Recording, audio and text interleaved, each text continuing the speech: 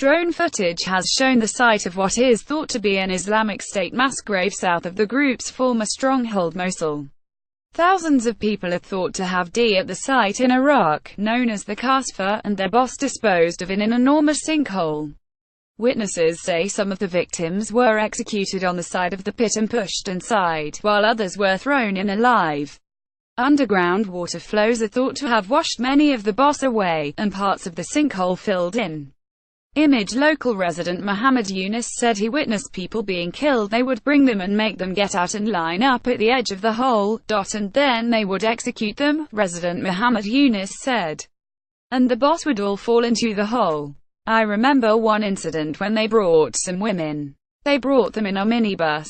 They took them out of the minibus, 3 women, 2 young lass and an elderly woman, and there was an old man with them. They brought them, executed them and threw their boss in the hole. I went to them and asked, who were they, and they said, they were informing on us to the security forces. Mr. Yunus said the militants went on to fill the hole with cars and sand. It is one of at least 72 mass graves created by Islamic State in Iraq and Syria. The battle for Mosul. A timeline image cars can be seen at the base of the sinkhole. Mosul, Iraq's second-largest city, was liberated in July after a 9-month battle. The city had been in the hands of Islamic State militants since 2014, a UN human rights report said. Has carried out mass abductions and killings, and used civilians as human shields.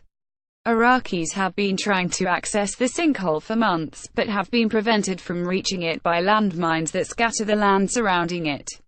In March, Fawaz Abdulabbas, the deputy head of the International Commission for Missing Persons in Iraq, told Sky News that he hoped to identify boss of the people who had been thrown into the hole.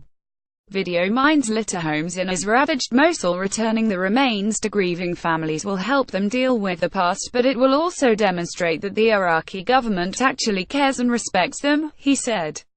This is about reconciliation.